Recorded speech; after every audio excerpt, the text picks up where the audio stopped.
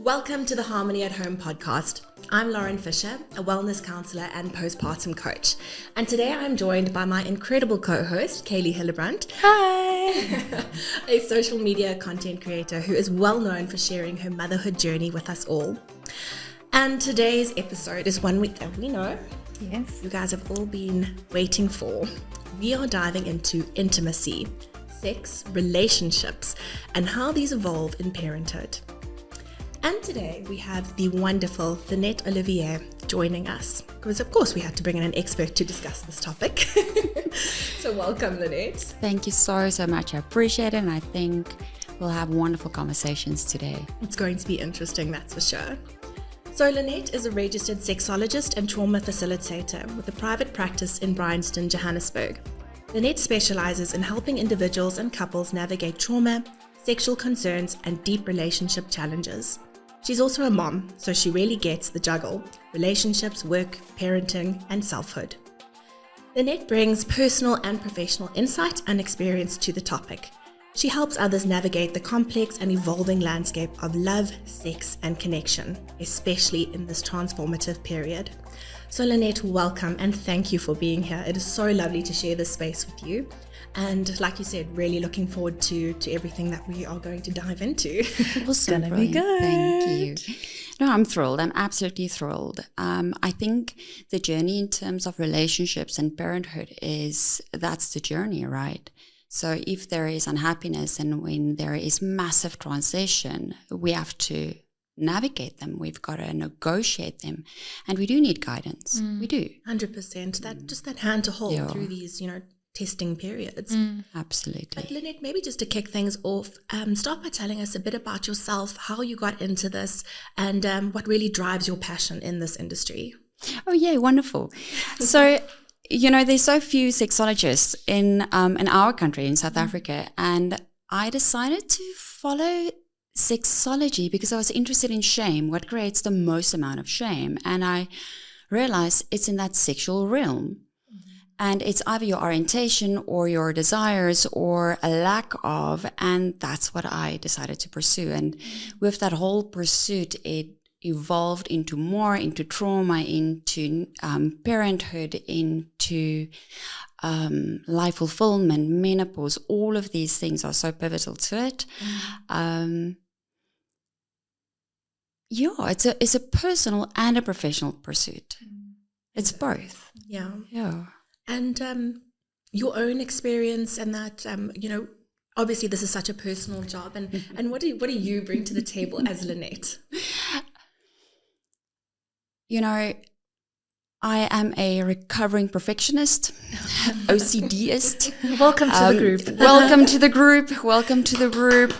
When I became pregnant, and I planned my pregnancy 2 years ahead of time, I started to buy stuff 2 years ahead of time because I didn't want to. Before you fell pregnant. Before I fell pregnant, because I didn't want to be freaked out. I don't want to be freaked out. I don't want to have. You gotta do what you gotta do. Big time. I have so many jokes around that.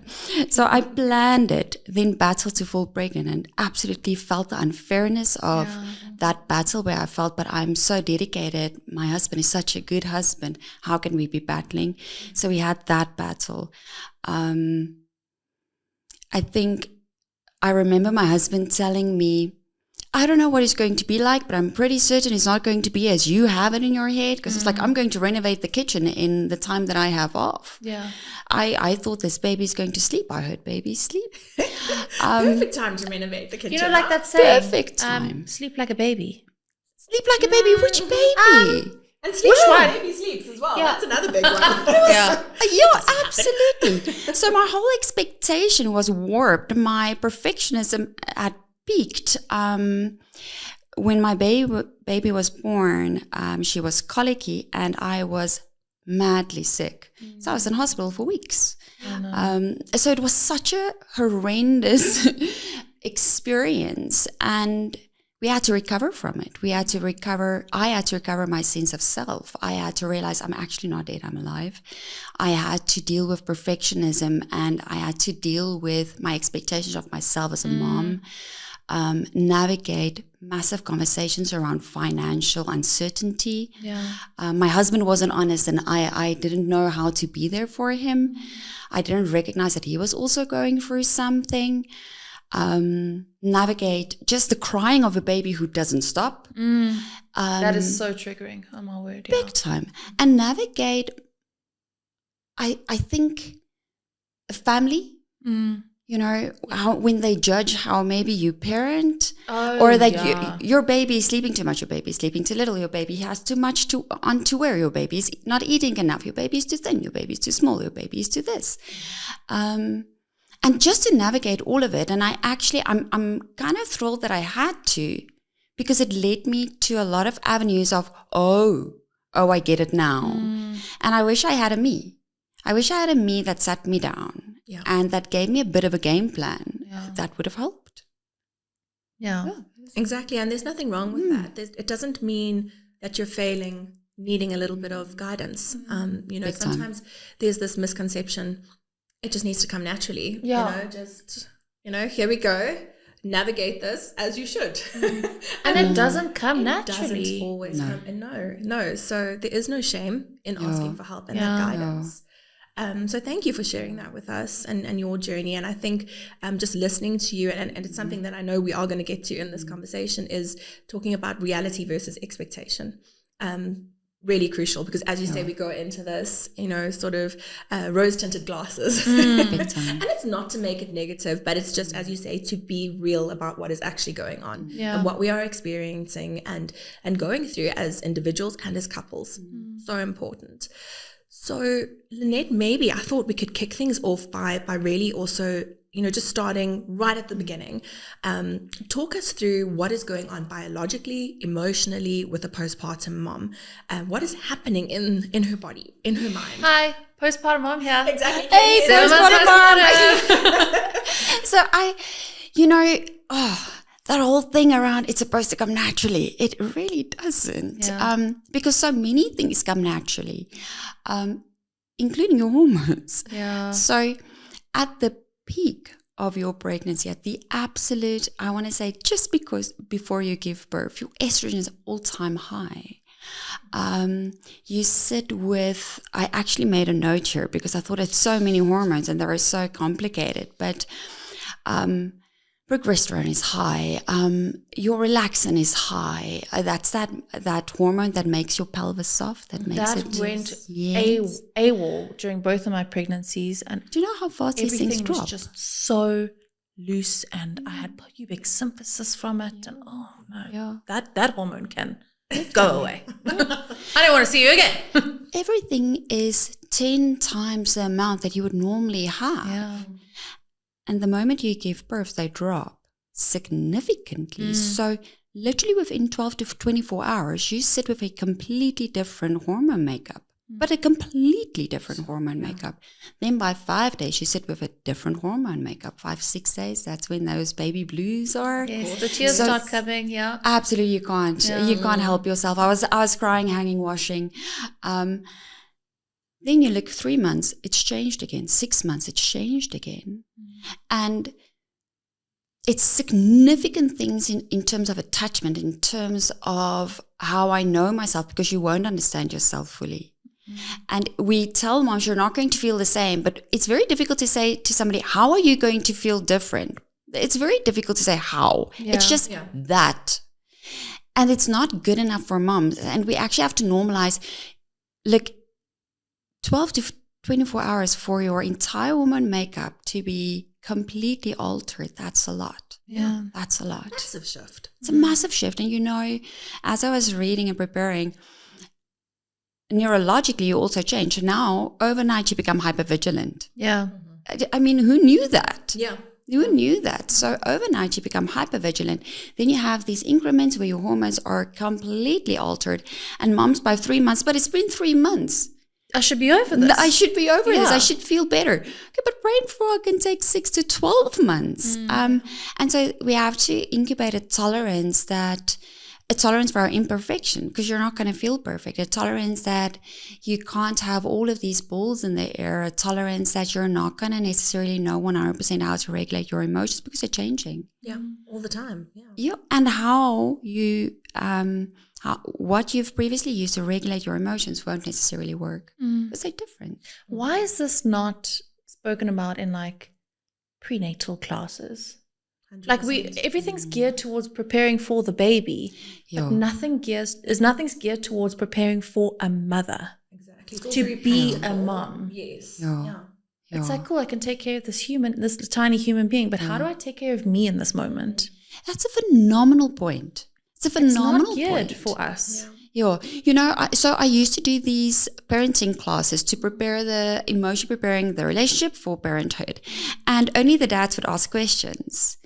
And this was month after month, only the dads would ask questions because the mom is so in love with her baby, preparing for her baby. She wants to know what to do with her baby. She wants to know, how do I bath the baby? How do I know when to take a baby to a pediatrician? How do I know how to do this? How do I know how to do that? So her focus isn't on herself either. Yeah. It really, really isn't. And so, and I'm going to speak in a bit of a general term, but because I know, there's a lot of cracks in what we say, but the dads stand there and they're like, ooh, we have a concern about the relationship. We have a concern around like the functional stuff, maybe. My wife or my girlfriend has a bit of a history with depression or anxiety. I wonder how that's going to go. But her attention is fully on incubating a baby. And so even she doesn't ask those questions. That's just our thing. That's how it goes. Yeah. So even she doesn't ask the questions. And I think good gynecologists help us better with it, or Absolutely, obstetricians. Yeah. Absolutely. That's the information we need. It's hard. It's hard to have your attention on yourself and on a baby and on all of these. Adding to the mental load. Like, why should I add myself now too? Yes. And it's also shifting social roles. And your role within your own family is shifting. If you're a first-time mom, then you're going to be a first-time mom in front of your own mom. Yeah. 100%, yeah. So there's a bit of fear, or there could easily be a bit of fear. Yeah. So the moms they don't focus on it either. And something I also always see is that there's also so much physical healing, whatever may have transpired in the birth, there's whether you're recovering from a C-section or natural, things might have happened during the birth, that needed to facilitate, but the physical healing is there. So of course, I don't know, I always see it's, as you say, a couple of weeks down the line, then we start to go, why do I feel this way? I don't feel like myself. I feel lost. I feel disconnected. My body feels different. So there's so much going on from all angles there. I think what is a very important point is absolutely massive transitions. And it's essentially you've got to find your identity again. But now, and I see it as an expanded identity. You're still you. You're still you. You haven't changed. You're just becoming expanded. And so your cogs are moving. And that's so nice expansion. To hear. It's expansion. So how can we, I don't want to say speed it up, but how can we make this a pleasurable journey? How can we make this good? And so new moms, I know you don't have time. But unfortunately, the antidote to this, or how you can make this really a little bit softer on yourself, is really two things. You have to involve yourself in phase-appropriate relationships. So groups like postnatal classes. That I felt was huge. Crucial. I made such amazing mom friends at my pub. They were actually crucial to my journey into motherhood with and my your son sanity. and my daughter and my sanity. Your sanity. Because I'm not alone. We're all in it together. So it becomes a shared journey. And I remember my daughter with her colleague she screamed at my friend that I met at postnatal class. Her child didn't eat. And so I felt so much better. I felt so much better because I'm not failing as a mom. Exactly. Because if I'm failing as a mom, she must be. Something that's going on. Okay, I'm not alone. They're also awake at 1 hour intervals at the moment while your child's teething. We're not alone, guys. Absolutely. They're also frustrated. They've also done those 4 things that you do, has my baby fed, has my baby this, they've also, so it's phase appropriate friendships or groups or what have you. So important. Power of community. Big time. You need mom friends. You need mom friends. You know what? Dads need dad friends. Yes. They really do. Love that. Yeah. Love It's that. not just the mom. They need to be amongst other dads too. Yeah. But then the other thing is, so that's the one. Then the other one is time on your own. Whatever you can carve out. And I have so much to say in that.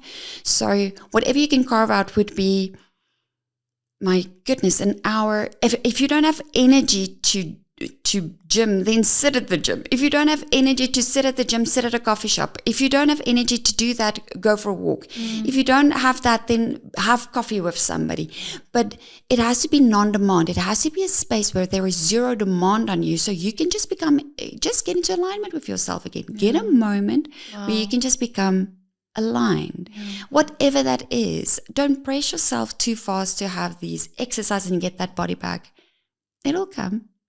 It'll come. Eventually, There's some other things to tell myself in the mirror every morning. Yeah. It'll come, Kayleigh. It's Bounce time. back. Yeah, bounce back. It can be so damaging. Yeah. And that's what another thing I always tell my moms is to really, with that alone time, I know that it seems impossible, but to simplify it. And to go back to basics as well. There is nothing more, I think, beneficial than just being out in the sunshine, hydrating yourself, reading a good book. I know maybe that might be impossible or feel impossible. But if you don't just take one step, just one step in the right direction, that's how it starts. Start with a long bubble bath, if that's Absolutely. if that's achievable. Yes. Start with that and then work your way up. And That's my favorite. if you go and take that long bubble bath, don't take the monitor with. No monitor. demand. No demand. Don't take the monitor with. Don't, you set an Husband, alarm. You watching. Lacquer. Bye. Yeah, see ya. And it's really important for him too. So he's got to get that dad confidence. Yeah. And moms, traditionally, we spend more time with those babies. Our confidence, even though it's low confidence, we get it a bit faster because we get to into the groove. But if we never leave them alone with that child, with that baby, it's also his child, then he can't get that confidence. And if we're constantly getting out of that bath and go and say, no, that's not how you do it. You have to do it exactly like I was guilty of this with my firstborn. Eventually, my husband was like, you need to let me fail. big time. Like, you need to let me do things wrong, or you need to let me do things the way I think it should be done. I'll learn the way you did. And I had to. You're right. I'm walking out. Do you want a coffee? Well done to you. It's hard though. Oh, it's hard. It's so hard because I know what works. And what you're doing is not working. But you've got to just... But dads just bring a different dynamic. They right? do. I'm sure you've seen And it's that. so chilled. Yeah. So even though it might not be the way you like it, they just bring... But there's the same outcome eventually. And you're like, oh. it's healthy. And I think that also just boils down to communication. Yeah. Communicate. Difficult. But it's something I went through with my husband as well. I pushed him aside. I was like, I got this, I don't need you. And that was detrimental to the relationship. And it was something we had to work through because that is what I thought a mother had to be and had to do. And I self-sacrificed for a long time. I didn't read. I didn't take time out. And I think there's a lot of moms who do that, who just kind of take on this role and have to be everything to everyone. And it's exhausting. It's like this old school mentality. Yeah. Very old school. It is old school, and it's also an assumption, right? Yeah. That my way is the only way is the right way. Mm-hmm. There's lots of ways. Yes. There's lots of ways that he has to be as stressed as I am when he does things. And just because he isn't, he's doing it wrong. There's only one person who read that baby book. It's probably you. Yeah. You didn't read it, and the baby doesn't care about your book. No. So they're not, there's no buy-in, My right? husband slept through the baby classes. They were online. We'll wing it. So, it's actually to allow the imperfection, to allow the variables in terms of child care. But it's also, that belief system that you were talking about, there's a martyrdom in there. Yes. Like, I'm sacrificing. Look what a good mom I am. Look how hard I'm trying. And I know that you're trying hard. but this isn't going to work for you. It doesn't last. And it's not sustainable. And guilt doesn't stop. It doesn't stop. Yeah. It's not just that we have mommy guilt when they are 0 to a year. Yeah. We don't. We have mommy guilt lifelong. And so the sooner we start to navigate with our guilt, where it's like, oh my God, I feel so guilty. And I'm really battling to navigate, and I'm really battling to communicate about it. This is going to be a lifelong thing. It's going to be lifelong. So we've got to talk about it. And we discussed the thing around guilt being a belief system, that I'm supposed to be enjoying this. I'm supposed to, after 6 weeks or 3 months. Why are you struggling? You should be so grateful. Everything's perfect. You've got everything you asked for. What a beautiful family you have. Why are you struggling? For what? Be grateful. Yes, you know how many times I've heard that. Be grateful. Just be grateful. Have you ever wrestled a toddler into a car seat? Yes.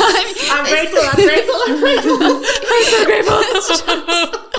Or when you're trying to just dress an octopus or feed something that is clearly hungry and refuses to eat. It's hard. It's hard. It's not, you're trying to work with a baby that doesn't know what you're trying to do. And so you really need the personal time. And you have to carve it out. And so what a lot of moms do, or in my experience, what a lot of moms do is they'll make a pact. Okay, I'm going to take personal time, you take personal time. Then to their husbands. Then they feel too guilty taking that personal time. But the partner sticks to his personal time. He's like, but we did this. And then you blame him. You blame him. Yeah. So they've got the initiative to still take care of themselves. And we're like, no, I'm fine. I will just stay with the children because this is what I'm supposed to do. No, you go ahead. It's absolutely fine. Totally fine. Meanwhile, you're in the corner like, I just want to break. You blame him for taking care of himself. And I know that they're... Oh my God, I'm guilty of this. Yes. I'm so guilty. And my husband's probably listening to this going, Not you. But is that not the breeding ground for resentment? Big time. Okay. yeah. Big time. Yeah. Massively. And look, the conversation that we have, and I said lots of times, there's cracks. There are relationships where you don't have a supportive partner. There are those. There are relationships where that partner goes out a lot or doesn't even try to share the load. There are those. Yeah. And in those instances, we have bigger issues, you know, and I would urge anybody, please reach out, because we've got to find a way for you, and we've got to be realistic about what your setting is. Yeah. But so that aside, where there's co-parenting, or at least an attempt, because we fill our roles, you know, we fill them better the further we walk, but you've got to be good about taking your time. If you said between 8 and 9 or whatever that time is, this is my time, you have to be the one to stick to that. Yeah. You've got to be the one to take it. And if you battle to do that because you feel guilty, that's something that we've got to talk about. We've got to talk about it. Stick to it. Be good. Be consistent. Yeah. So where does guilt come from? And that's probably a huge question to answer, but Ooh, yay for me. where does it begin? Okay, so I typed it out this morning because I was so scared that I would forget this. So number 1, belief system, societal, and obviously like my sense of responsibility and my own childhood. But it's also about love and fear. Yeah. So if I come into guilt, why do I feel guilty? Because I really want to do the best for my child, and I really, really, really don't want them to be in need emotionally or developmentally or any of those things. So it was a construct to make good moms, if you want to put it like that. And I'm saying it very fluidly because it would drive us to do better, to try harder. But there is the guilt that we live with because we battle these societal things, but it can turn so against us, you know, because remember, guilt, because it is a belief system, it will be a decision maker. Because I'm guilty, I don't go out. Because I'm guilty, I don't do this. So it's a decision maker. And my God, have I battled with guilt like every other mom. And you do realize that your family don't experience it like that at all. they're like, would you please, my goodness, just take a break? Yeah. Would you just take a break? My husband said to me the other day, he's like, why don't you go to coffee with your friends? And I had every excuse under the sun. Yeah, but they're busy with their own kids. He's like, have you asked? Like, no, but I know that they're busy with their own kids, you know. Meanwhile, it's just going to take me reaching out to one of my mom friends for them to go, oh my God, yes, I need a break. Yes, please. Yes, so it's isolating. It's so isolating. So there's a massive difference. So look, what makes guilt worse is obviously warped expectations. When your expectation is so high and your reality is so low. So in that middle, you sit with isolation, judgment, self-judgment, obviously, self-criticism, shame. We feel ashamed. Remember, we feel ashamed then that I'm not happy, that I'm not sexual, that my brain doesn't have everything together, that I'm not making every conceivable thing that this child is ever going to consume by myself. Yeah, with from my scratch, freezing it into little ice blocks. Yeah. You know, so it's these massive big topics, and you have to know if that expectation is really, really high and your reality is really, really low, you're going to battle. So how can we navigate that better? Again, phase appropriate friends. Expose yourself to other people that's in the same phase as you. So you'll see with support groups, and we're definitely not saying cancer is like a parenthood. It's not. But where do people suffering from cancer and needing to walk that journey, where do they get the best support? In those support circles, phase appropriate, the same. So definitely there, talking with your husband, talking with people around you, and you really battle, seek help. Seek help. It's a horrible thing to walk through life and not feel good about the type of parent or person that you are. Yeah. It's such a big one. And and I'm so glad that we are having this conversation, because I think a lot of times moms are told, do some self-care, go out with your friends. And, it just sounds like, but, no, it's fine. We'll just park that. We don't need that. But the fact that you've raised that as two crucial starting points, I love that, because it's, you can do it. Yeah. I mean, sometimes you actually don't have the energy to do it, but you need to force yourself to get out. Yeah. So I hit postnatal depression big time. Also because, I don't want to say because, I could have just hit it. And I think because I tried to do everything so perfectly, regardless of whether I was sick after I gave birth, I think I in any event would have hit it. But the sick made it so much worse. It just made it so much worse because there was massive disconnection between my husband and I at that point. But just because we weren't sharing our journeys, we just weren't sharing our journeys. I isolated, he isolated. And there was a time when my friends would phone me, and I remember my daughter had this big suede pink ugly chair, but it was so comfortable in her room, and I couldn't pick up the phone. I was frozen. And that is one of those signs of postnatal depression, right? And you actually don't want to answer to anyone because they're going to ask you those questions. But you actually don't know how to answer. Yeah. Just couldn't do it. And my husband at the time said, I know that you keep on saying you don't have postnatal depression. You're so glad that you don't have it. I'm wanting to tell you, you do. You do, because you're not picking up your phone when your besties phone you. So he was really, really, really important in helping me and in seeing what I was battling with, because I was so unable and I was frozen.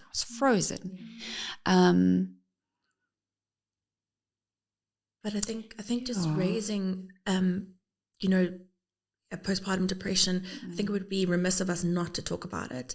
What is normal, what is not. So baby blues, depression, anxiety. Could you talk us through that? Because I think a lot of moms also will sit with it and go, well, I'm feeling like this. Could it be? Could it be? Could it be? Like, which one is it? So maybe if you don't mind talking us through what to look out for, what to be aware of. Yeah. So I will never flag somebody as something as postnatal depression when we're only a week or two in. There's so much happening. Baby blues, day 5, 6, they're so hectic. They're so overwhelming. So I wouldn't flag it within those first 2 weeks. Absolutely not. But then you want to look at behaviors such as frozen, like what I've explained, where people I love, not people, people I love that is safe to me, was phoning me and I couldn't pick up the phone. Really battled with a huge sense of isolation, difficulty to communicate, difficulty to go out. And I'm not talking about the first couple of weeks. It is difficult to go out. You really do feel like you're abandoning your baby. You're not entirely sure what you're doing, but there's a very low energy that goes with it that is worse than, like, I know that we're tired, but it's something different. And you won't necessarily pick it up in yourself. Only when you're a little bit further on, you'll be like, but my friends seem to be okay and I just cannot move. I feel as though somebody has, and this is what I want to tell moms, it feels as though somebody has you by the throat. And you battle to breathe, and you battle to be, and you battle to connect, and you battle, and you love your baby, but you're battling. It feels like that. And so we can Google and say this and this and this and this and this symptoms. But if I can tell you that's what it feels like. It's risky for husbands sometimes to voice that, my baby, I don't think you're doing okay. I think that you're battling. And it is important that they approach that subject with love, care, and compassion. It is a good idea to have hormones tested and all of those things, but we know that they're not going to be stable by 6 weeks. We know this. So if you're wondering, reach out immediately. Reach out immediately. If you're wondering, reach out immediately. It can only make your journey easy. There are things that can be prescribed that is safe for breastfeeding moms. Rather make sure. And who should be their first port of call? In terms of reaching out? Should it be someone like you, their gynae? Who would you recommend? So I think some of the clinic sisters are absolutely wonderful. Yeah, wonderful. You see them, you build a relationship with them. I had somebody that said, but sweetie, why aren't you taking any time off? And I said, because he's not doing it right. And she's like, oh, we've got a problem. So a sister nurse where we have our baby's weight, they're wonderful already. Speak to them. Speak to somebody in postnatal. So compassionate as well. So compassionate. My kid's nurse, she's just so compassionate. Absolutely. They've just got a little bit more care than I would say like a gynae. Yes, The gynae cares about the baby in your tummy. They want to see your incision or that you're healing 6 weeks after, and then bye-bye, I'll see you in a year. So I think a lot of moms don't necessarily know where to start. That's the thing. 9 times out of 10, maybe they end up at their GP. And so just to let them know that there are other options. So I would, I've had plenty moms just come out of pure overwhelm. And I'm a sexologist, but they've heard my name somewhere and they'll just come because they're so overwhelmed. And all that they needed to hear is, you're doing great. I understand why you're overwhelmed. I understand why work is easier than this, because at least at work, people do what they're supposed to do. Your baby doesn't do what it's supposed to do necessarily. It doesn't stop crying. Absolutely. So it's frustrating. So if you have a history of battling with, and I don't want to say mental health because it sounds so hectic, but battling to be happy, or battling with guilt, or battling with upbringing, go to the therapist that you normally go to. He or she knows you. But make sure that you talk to people. And if that first port of call is just a nurse, let it be a nurse. If it is postnatal class, let it be that person. And build on that tier. You can never go wrong going and speaking to someone. You can never go wrong. You can never go wrong. Yeah. It's I think it's such a big step though, because as you mentioned earlier, there's this element of shame that comes in, because I shouldn't be feeling this way. All the shoulds that come with it. And a lot of people hide it from their husbands. Yes. Because I don't want my partner to think that I'm ungrateful for this journey, or I don't want my partner to think that I'm struggling, because I'm the mother, I'm the big powerful woman, I'm supposed to have it together. So sometimes your partner doesn't even know. Yeah. Look, parenthood is lifelong. So my daughter she will turn 17 this year. And I've loved most moments, not all moments. When we hit puberty, it was hard. It was touch and go there for a moment because as she hit puberty, I hit menopause. So it was like, ooh. What a combo. Wow. What a combo. That's the combo for most. in that household. Yes, I was like, oh, this is intriguing. And I think that we should normalize the fact that we go through life as a village. Normalize it. Yeah. It shouldn't be as formal as, oh my goodness, I see a psychiatrist or a psychologist. They form part of your village. Yeah. Sure, they have a title attached to them, but they form part of your village, and normalize going through life with a village. And when you do that, life gets infinitely easier because you're not so isolated. Yeah. But then you have to work with your own things around shame for needing a village. We are not islands on our own. Yeah, I love that. That's so beautiful. Yeah. And we need that reminder. Now, in the household, hubby, wife, let's talk about this dynamic, this connection. What is going on in those early days? Talk us through what are the basics that we need to know, husband and wife, leading into postpartum? Okay, very important. Men don't know their role. They don't know their role. And I'm talking specifically about heterosexual relationships. They really don't. Yeah. So first and foremost, you have to, if you can, remember that he doesn't know his role either. Yeah. And to make space for co-parenting as fast as you possibly can, because the longer you take before you implement co-parenting, the harder it gets. So immediately the co-parenting thing. Know that dad's testosterone drops when that baby is born. Really? So he also has a hormonal change. It does drop. Is that a biological response? I kid you not. Wow. I kid you not. I didn't know that either. Yes. So it's a little bit more, look, when men's testosterone drop, and it doesn't go out of range for them, but there's definitely a marked change there. So it does drop. And they really don't know how to go from I'm protecting mom to now there's two, and where do I find my space? So immediately, if you can, you've got to do stuff together. You've got to change the nappy together. You've got to, if you can, allow that partner to bath whilst you then, I don't know, have some tea. Like implement it as fast as possible. Remember now conversations are going to be around the care of the baby. For weeks, it's about the care of the baby because I'm needing my baby to survive. Yeah. So I don't necessarily even talk about DIY or finance or other things. I don't care about your day at work because I have just had a day with our young little minion. So there's a lot less connection points, but like a lot. So there's nothing that actually builds on intimacy.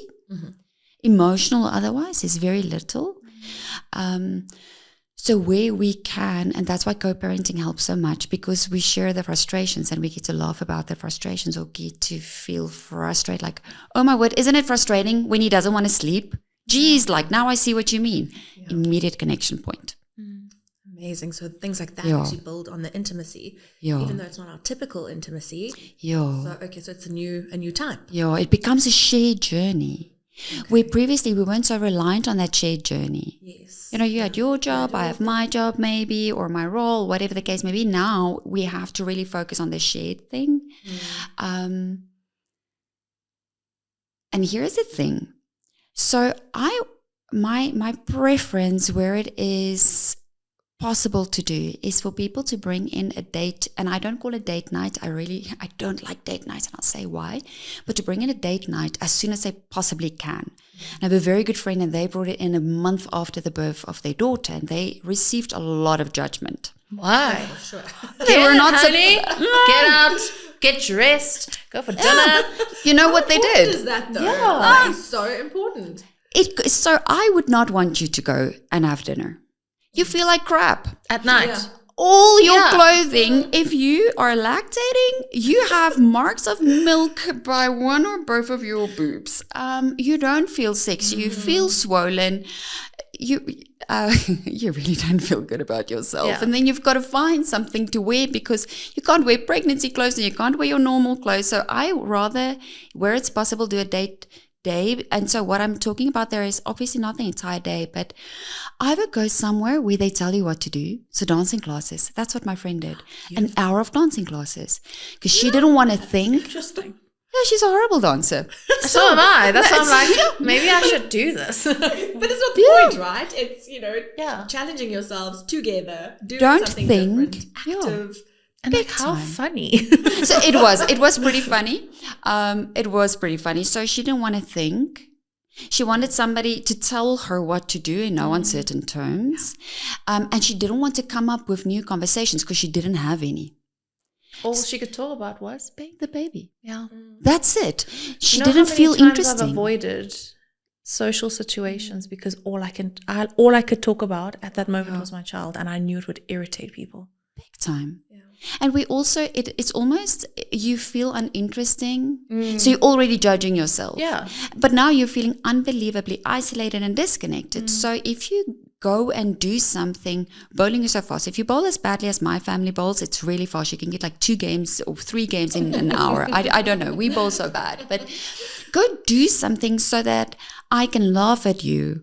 I don't have to try and be interesting. Do actually something physical. Do you know that they do like axe throwing now? I saw. I feel like that's a really cool activity to do. Just make sure that everybody stands out of the way. Yeah, just everybody postpartum mom, can you you're a little further back. Come on. So you can think out in the box here. Yeah, absolutely. Like what is going to bring us closer together? Yeah, and change the conversation a little bit. But do you think this can be achieved inside the home? So say a babysitter is not an option. Can a couple still recreate that same connection at home? Maybe playing board games? Yeah. Or, my husband's favorite is a board game. I cannot. Although maybe I should. You're talking to the board game queen. Like I promise you, board game and Lego. Absolutely you can. It makes it a little bit more difficult simply because it helps mom to have physical distance, like actual distance.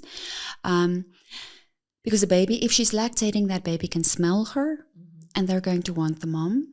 So if you want to do something like that, and yes, absolutely we should, because already finance is oftentimes strained in that. Geez, like babies are expensive. Are so expensive. They're expensive. Then do something. If you can, then put a blanket outside, then put the blanket outside, but don't create more work for yourself. Okay. Don't create more work for yourself. I find it difficult though, doing anything at home because I can't disconnect. You're not switching off. That's what I'm talking about. When I'm at home. Yeah. So the key here is you've got to find that babysitter. Yeah. someone who can step in. That village who can step in and just watch the kids for a bit. Look, what we can, because essentially remember you don't even have dinner times anymore because I hold the baby, you eat. Yeah. You hold the baby, I eat. Yeah. So I quickly have a shower whilst you're attending to the baby, and then we swap. So there's a lot of swapping going around. But where we can't, and when we had my daughter, what I didn't know is my husband didn't have a salary for like 3 months, and he hid it from me. He didn't want to stress me. Let's start a new company. And he didn't want to stress me. And so in our house, there wasn't finances that we could just feel so comfortable and you know. This is something we did. And I don't know why we did this, but we kicked a ball. I don't know why we kicked a ball, but we would kick a ball. Back and forth. We kicked a ball back and forth. I remember this because we have a photo of it. We did do, I love a cheese platter. So some weeks we would have a cheese platter. Absolutely. But it's such a favorite of mine. We had to become innovative in how we do this. And it was a really big task for me not to talk about the baby or not to talk about work. And how easy work was versus how hard this is. But it's not a tit for tat. And sometimes you forget. I forget a lot. You can, and I've had this conversation with my girlfriends who are also in the same stage, where their partners will go to work. They don't have to deal with the baby. They go to work. They have an escape. Yeah. And then they come home, and it's like, okay, now you take the baby. And he's like, but I'm so mentally drained, and you're like, but I'm more mentally drained because I've got a new one. Like, no. Yeah. I forget it all the time. That person walks through the door and you shove the baby into his arms, right? Yeah. I get it though. I get it. You just need a break away from this thing. Absolutely. Just for a second. Break, so you've had your break the whole day, but actually, have they? So what I recommend to dads, because it's very difficult for that mom, especially if it was a difficult day, not to do this, because she didn't have driving time even. She literally just had baby time. Yeah. And if she did that without help in the house, it really is full on. So to dads, I would say, put me on your way home. Phone her, always ask her, is there anything that you need, anything at all? Phone her, be on top of it. And be open to her fluctuations. You know, some days there's a dad that asks me, you have to give me a foolproof plan. I can't, because some days she's going to resent you for going to the shops, and because she wants to actually get out, and sometimes she actually needs you to go to the shops. So phone her, check in with her. Then put on music that you can sing to. And rock on your way home if you can. Look, dads have fatigue too. If they're good dads, they've got fatigue too. Yeah. But put something in the car that helps your mind escape. So by the time that you get home, you've been listening to, now I can only come up with hectic things like AC/DC or what have you, but you've been vibing. And so putting on music that you can sing to really, really, really helps us just to come into ourselves and to make a split. And when she shoves that baby into your arms, take it and go walk outside with that baby. It will help you too. Yeah. There is no perfect thing. Is it a great idea to just do that? No. Is it a great idea sometimes to not do that? No. There is not a foolproof plan. No, yeah. There just isn't. I love what you said, like, you know, being okay with the ebb and flow of the emotions in the household, and kind of just, you know, navigating, riding those waves as they come. And as you say, there's going to be good days and there's going to be bad days. But when, in terms of responsibility, it's shared responsibility, correct?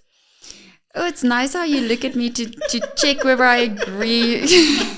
Yeah. Listen. Because ideally, in a perfect world, right?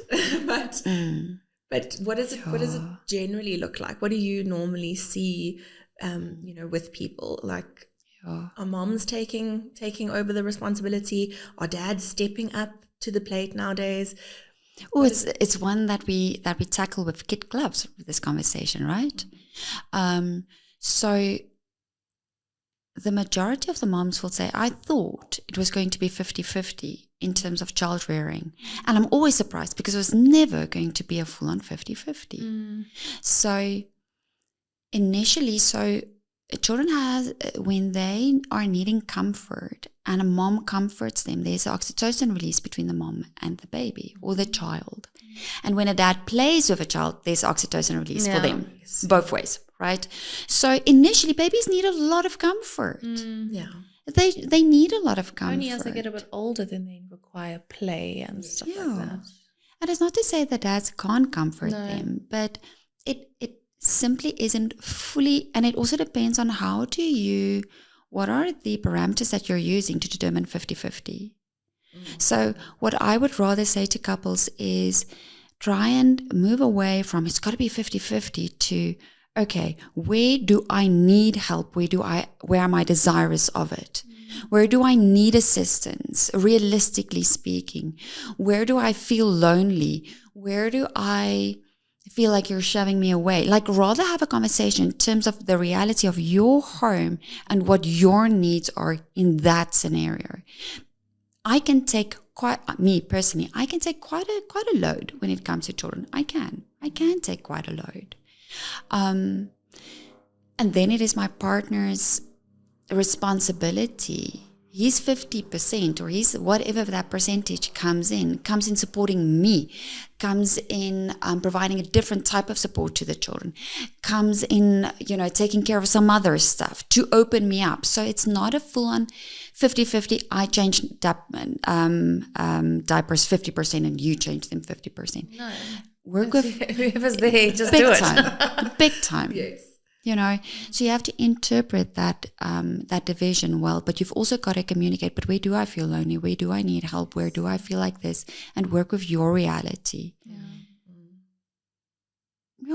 There's something that I missed that I wanted to say in terms of couple connection. If we can't go out,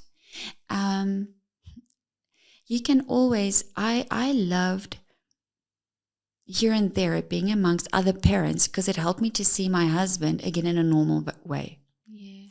So where a date night wasn't possible, when in the postnatal classes we made some friends and we would, you know, do some stuff here and there together. No, obviously not weekly, it's not possible. But it helped a lot because I got to see him in a different light again. And he got to see me in a light that is not a mommy light. Yeah. That's important. That is so important. Wow. So it helped. Date night or date morning or date, you know, with hour. mom and dad friends. Yeah. It doesn't always have to be just you and I. We can mix it up a bit. Yeah. But then be okay with the imperfections of your home, of your wardrobe, and of what we're going to eat. I don't have time to prepare anything, guys. But these are all such important topics, and I know we're just scratching the surface with all of it. But now the big one, how does this all trickle down into the intimate, physical, sexual relationship of a couple? Because it does take a knock. Huge. Big time. So maybe if you can talk us through what is normal, what is not, what is the reality versus expectations in that department, and how to navigate it, because it's quite scary for a lot of people. You know, that gynae gives you that 6 weeks clearance and everything should go back to normal, and it just doesn't. Yeah. Ooh, that's 6 weeks, right? So they actually, I read a study that said after 2 weeks, mom shouldn't take. That's shocking. What? Yes. 2 weeks postpartum. Don't even look at me. What do you mean? I'm barely looking at me, so it would be great if you wouldn't look at me. So, look, the 6 weeks is merely your chances of tearing is significantly reduced. It's more about a physiological healing marker. It's nothing else. That's all that it is. Yeah. So there's some factual stuff that we've got to say. And I wish gynecologists would phrase it in a completely different way, where it's like your healing, like how long it will take for this wound to heal is around that marker. That's what we're checking for. Did you heal? You know? And remember, C-section moms, they also bleed. Yeah. And they're not all told that they're going to bleed. Oh yeah, no, that was a nice surprise. I know, right? For me too. I didn't actually know. I thought, but it was a C-section. I didn't actually realize that I was going to bleed. I didn't know that. Thank goodness for mom friends who did it before you, and they were like, "Oh, by the way, yeah, welcome." Yeah, it's like some Dr. White. What do I need these for? There's gigantic pads. Where you're like, that's nice. I thought I was going to skip that. Yeah. And also the C-section moms don't realize that, hey, that first time that you have intercourse may be very uncomfortable and painful for you too. Because they're like, but nothing touched my vagina. So they're ill prepared. There is so much inflammation in there that even if you've had a C-section, like it is so uncomfortable. It's so uncomfortable. So number one, I wouldn't recommend anybody even try and have a physical intercourse in the first bunch of weeks. And I don't want to be too predictive about it because each couple is so unique, but I wouldn't even want to look at that within the first 2 months. I wouldn't want to even consider it because I don't know where I am. My hormones are all over the place. I wanted to hit the 6 week marker with the baby because it's such a marker, right? Yeah, it's such a milestone. Yay, they're alive. And then they're alive. I did it. You're like, okay, now, okay, I see. So it gets a little bit easier. And we want to implement points where I remember why I would actually want to physically be intimate with you. What would my motivation be? Oh, wow. Because it's no longer about just fun or a relationship responsibility. I'm so focused on this child. I actually want to look at you and think, But what would my motivation be? My motivation must first and foremost be because I actually like to be a sexual human being. I like to have a sexual realm. Yeah. It's not just a relationship thing, but hey, that was something that I had before this maybe, and it would be great if I can claim it again. Yeah. So it's kind of that. It's like, do I have it? No, I don't have it, but it would be awesome to claim it again. So you've got to claim it for yourself. That must be your number one motivator. And then secondly, is it really good for the relationship? Sometimes it's a quick cheat in terms of connection. Sometimes it's really enjoyable. We hope it's really enjoyable. Sometimes it's neutral. You know, we just need to look at that ratio. And I think that's a risky thing to say. But okay, so what is the first time that there's penetration? What does that look like? Please go very slow. Use a lot of lubrication. And this is I almost want to say it's to break that seal. It's like the beginning again of, so we've got to be really patient. If you don't like, for instance, a lot of moms don't want their breast to be touched, then don't. Communicate that.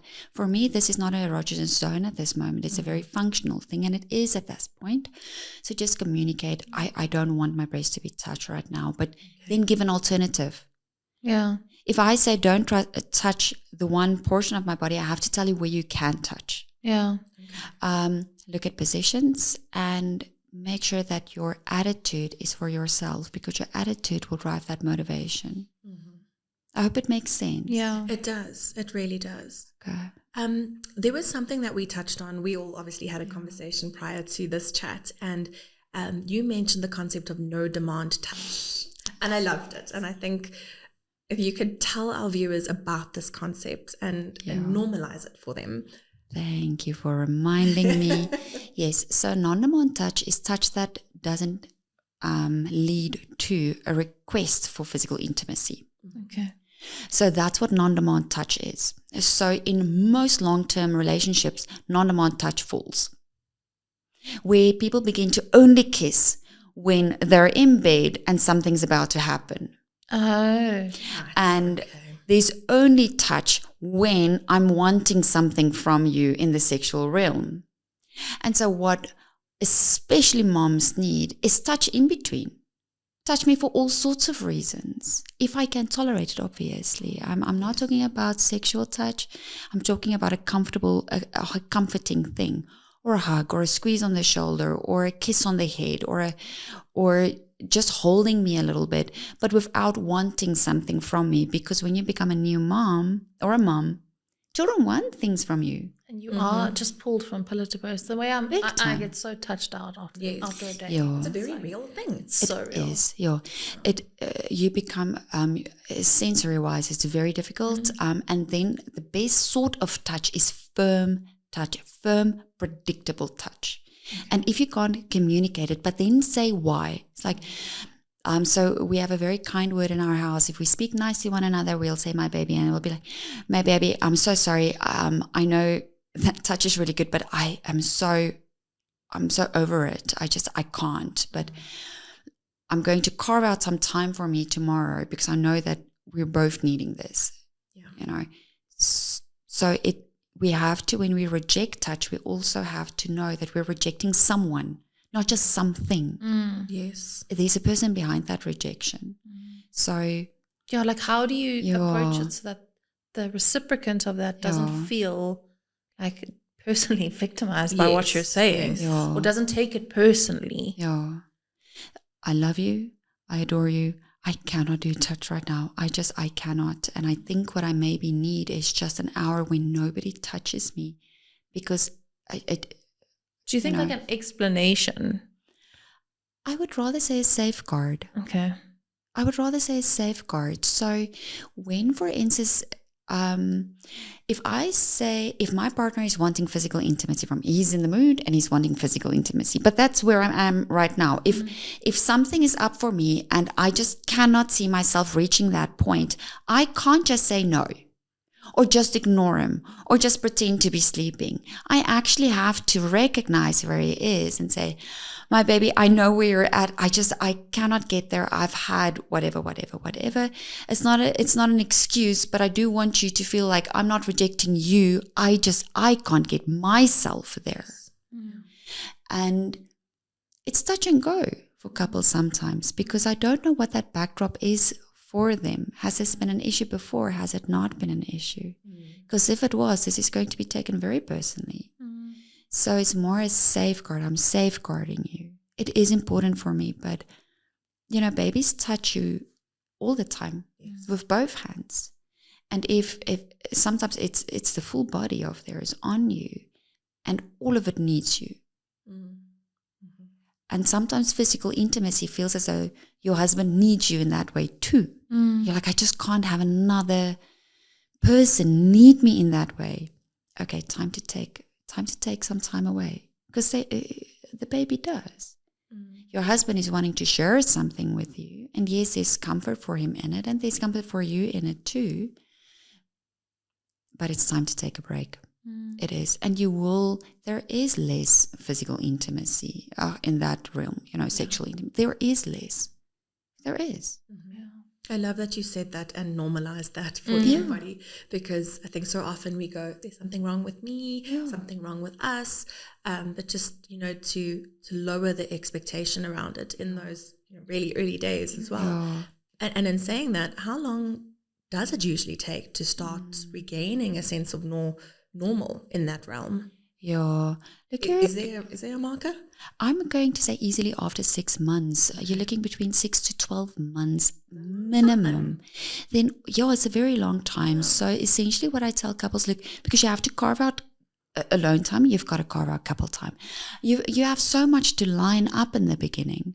And that's why it's so nice when in that week somewhere you have something for yourself, you have something for the couple, somewhere, however you can, even if it is playing a board game and laughing, because you can stop a board game at any point in time. You're looking at hormone stabilizing between 6 to 12 months. So with that, a more solid sense of self, where I get to still be cheeky and chirpy and all of those things, and I broken. don't feel like a potato with extra potato skin and stretch marks. Big time, and uninteresting. Uninteresting, very difficult to have sexual desire when you feel uninteresting. Fundamentally uninteresting. Yeah, that's very exactly difficult. what it is. Like, I don't add any value. So like, what do I bring to this? Yeah, big time. So it takes a while, and be kind to yourself and talk about it. Just talk about it. And if your sexual desire doesn't return and you're like, my goodness, we're a year in, I have zero lust. Or even before, if it's really a problem for you, then we've got to see what's happening for you, but you personally. It's got to be okay for moms to have some time to themselves. Just don't forget about the topic. And how don't you forget about the topic? By talking about it. Yeah, I love that. It's so powerful. But I know that we have reached the end of our session today, and I just want to thank you for all of these powerful, and I hope that there are some amazing takeaways, certainly for myself. I've learned a lot, and I'm sure Kayleigh and our viewers as well. It has just been so incredible to just get real about this. And I think we've covered so much more, because it's not just about sex. It's not just about that intimacy. There's so much that feeds into it. So it's so important to consider all of those aspects. And just to know that it's okay. Like, don't compare yourself to the couple down the street, because they're not in the same, like, they're not the same as you. Exactly. Yeah. We need those shared laughters, right? Yeah. To see how not alone we are, how not broken we are, how it is such a transition. It's a major transition. It's a beautiful transition, but it's a transition. And nobody has ever gone into transition with gay abandon. We battle. Yeah. Thank you, Lynett, for being here. Thank you, Lynett. We will share your details with our viewers. We'll pop it into the caption below so people can reach out to you. And just once again, thank you for just being so raw and honest with us and open with us in this space. Yeah, I know we appreciate it. I'm sure our viewers appreciate it as well. Thank you, Lynett. And Thank you. I Thanks, appreciate Lauren. it. No, thank you. I appreciate it. And we'll make it through to the other side. Yeah. We do. Yeah, we do. Awesome. Cool. Thank you for listening, everybody. We hope you enjoyed today's episode. If you have any questions, please just pop them in the captions below or DM us, and we'll gladly connect you with Lynett or ourselves. But thanks for taking the time. We hope you enjoyed it. Bye. Bye.